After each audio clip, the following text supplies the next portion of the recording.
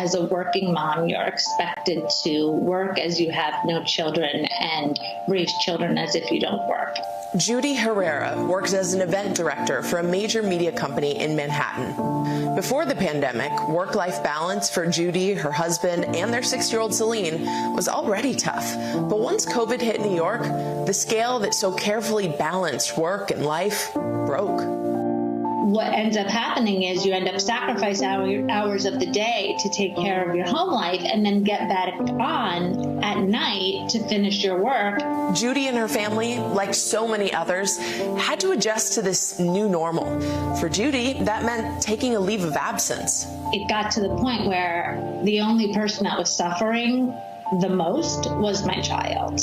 And if I'm struggling and this 6-year-old is struggling, the obvious choice is to be with my child for my own mental health and for her mental health.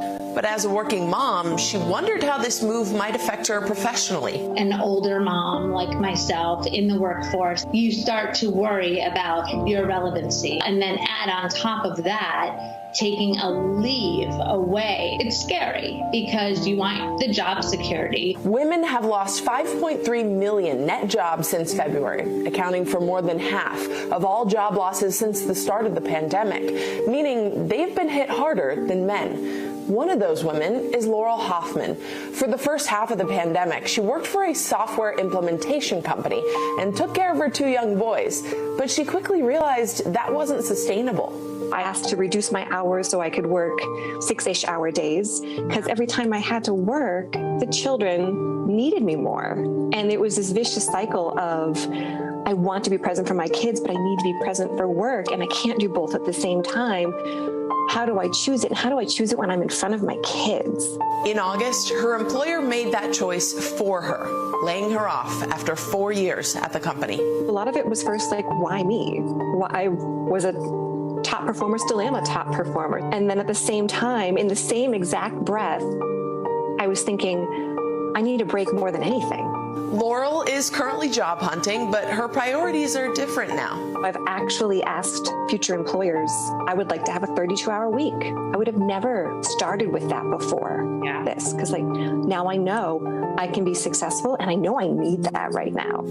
It's something Yolanda Biggers understands firsthand. With 2 school-aged children at home and a husband who's an essential worker, she is more hands-on than ever in her daughter's education. I think like most mothers, I think we're kind of familiar with this position where we are reluctant but yet choose to give up whatever we are chasing for our children. Yolanda worked as a delivery driver up until September, and while her family didn't have to rely on her income before, the pandemic has brought new financial challenges. It's at times discouraging where you're down to your last few dollars when you're trying to figure out how you're going to eat. It's tough.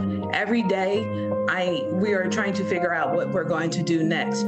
Every day, women like Yolanda, Laurel, and Judy are forced to make impossible choices between being there for their families and satisfying their own professional ambitions.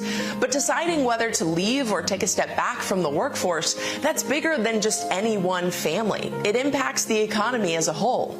If you're interested in really maximizing economic growth, what you really want to do is maximize employment.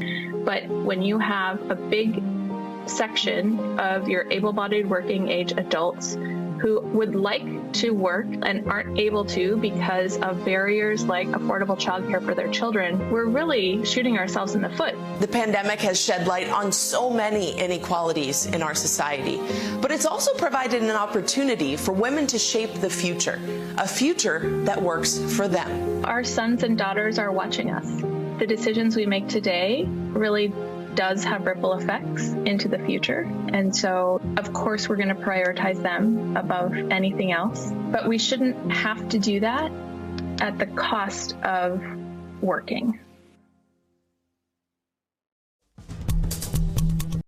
Hey, NBC News viewers, thanks for checking out our YouTube channel. Subscribe by clicking on that button down here and click on any of the videos over here to watch the latest interviews, show highlights, and digital exclusives. Thanks for watching.